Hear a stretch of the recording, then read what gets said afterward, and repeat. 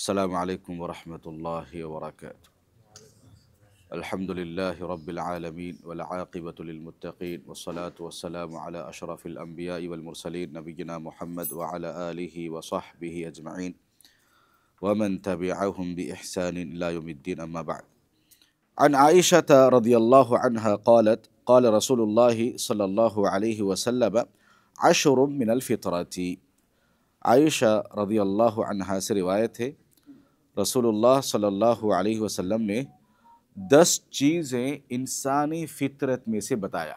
10 چیزیں ایسے ہیں جو انسانی فطرت میں سے ہے۔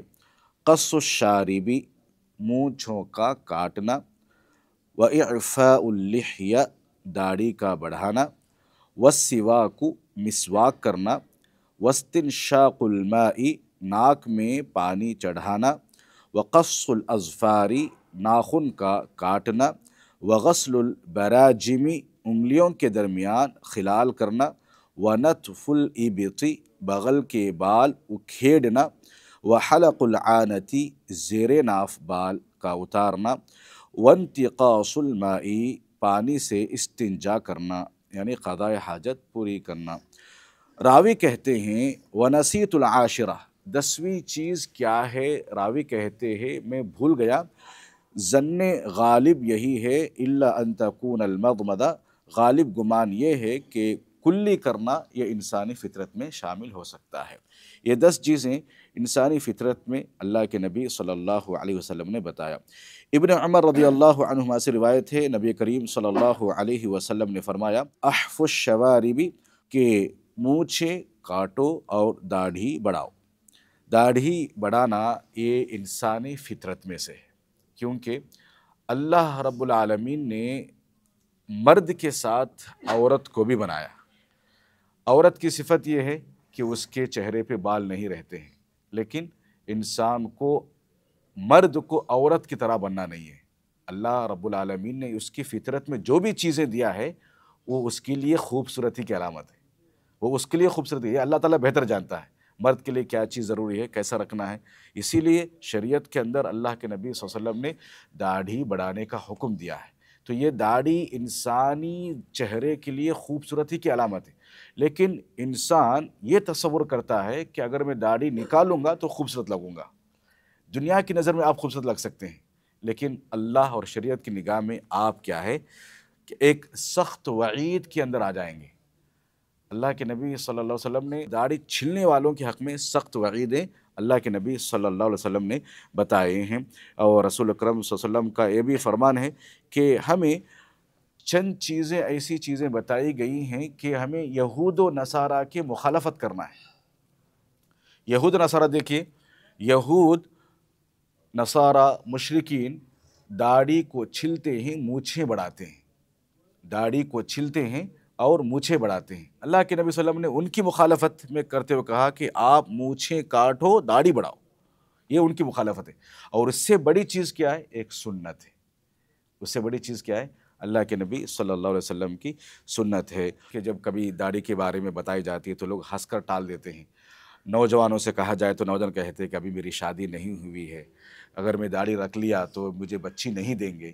یہ آپ کے نظریات ہیں، یہ آپ کے تصور ہے، آپ کا نظریہ، آپ کا تصور، رواج، معاشرہ، سماج، یہ آپ کے پاس ہے۔ لیکن شریعت کے حساب سے اگر آپ چلیں گے، اللہ سبحانہ و تعالیٰ اس کی برکت سے آپ کو اور نوازے گا۔ وہ کیسے نوازے گا؟ وَمَن يَتَّقِ اللَّهَ يَجْعَلْ لَهُ مَخْرَجًا، کہ اگر آپ تقوی پرہیزگاری کی زندگی گزاریں گے تو اللہ تعالیٰ آپ کو ایسی جگہ سے رزق پہنچائے گا، ایسی جگہ سے آپ کو راستے کھولے گا، آپ گمان بھی نہیں کر سکیں گے۔ تو انسان کو ان تمام چیزوں سے گریز کرتے ہوئے ایک سنت کو زندہ کرنے کی کوشش کرنا چاہیے۔ اور بہت سارے لوگ بہت سارے عذر پیش کرتے ہیں، لیکن سنت کے سامنے کوئی بھی عذر کام نہیں آتی ہے۔ دیکھیے، میں نے کل بتایا کہ شریعت، قرآن اور حدیث شریعت ہے، یہ اسلام ہے، لیکن انسانی ارمان بہت زیادہ ہے، انسانی خواہشات بہت زیادہ ہے۔ انسانی خواہشات کو صرف قبر کی مٹی ہی دبو سکتی ہے۔ انسان کی خواہشات کو کون سی چیز دبا سکتی ہے؟ قبر کی مٹی ہی دبا سکتی ہے۔ لیکن انسان اس وقت مکمل ہوتا ہے، اللہ کا پیارا محبوب بندہ ہوتا ہے کہ اس کی خواہشات کو شریعت کے تحت لائے، اس کی خواہشات کو شریعت کے تحت جب لانے کی کوشش کرتا ہے تو اللہ تعالیٰ کا محبوب بندہ بن جاتا ہے۔ تو بعض لوگ داڑھی رکھتے ہیں لیکن اس داڑھی کو ایک نام دیتے ہیں ہم فیشن کے نام سے، ایسی داڑھی رکھنے سے بھی اسلام نے منع کیا ہے۔ اسی لیے انسان کو اس چیز پہ غور کرنا چاہیے کہ میں مرد ہوں، مرد ہونے کے حساب سے مجھے شریعت نے کیا احکام دیے ہیں، مجھے ان احکام میں انشاءاللہ عمل کرنے کی میں کوشش کروں گا۔ یہ نیت سے اگر ہم زندگی گزاریں گے اس میں بہت برکت رہے گی۔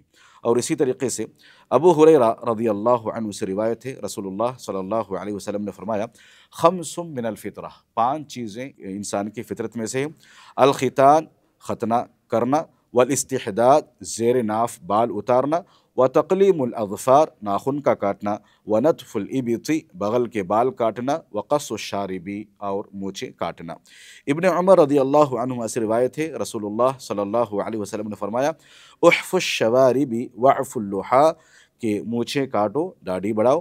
زید بن ارقم رضی اللہ عنہ سے روایت ہے، نبی کریم صلی اللہ علیہ وسلم نے فرمایا من لم یأخذ من شاربہ فلیس منا، جو شخص مونچھوں کو نہ کاٹے وہ ہم میں سے نہیں ہے۔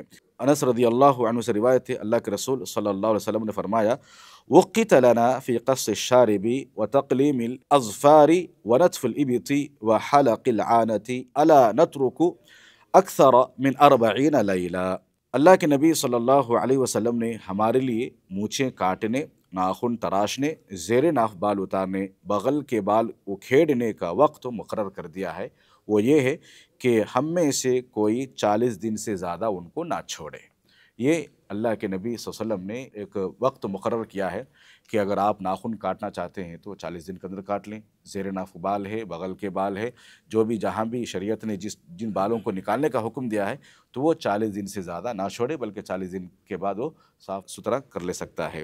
تو یہاں پر بتانا یہ ہے کہ انسان کو جہاں تک ہو سکے سنتوں کو زندہ کرنے کی کوشش کرنا چاہیے، اسی میں خیر و برکت ہے، اسی میں رحمت ہے، اللہ کی خاص رحمتیں آپ پر مجھ پر رہیں گی۔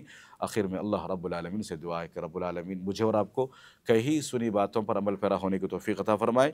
جو بھی سنتیں ہمیں بتائی گئی ہیں ان سنتوں پر حتی المقدور استطاعت کے مطابق مجھے اور آپ کو عمل کرنے کی توفیق عطا فرمائے، آمین۔ السلام علیکم ورحمۃ اللہ وبرکاتہ۔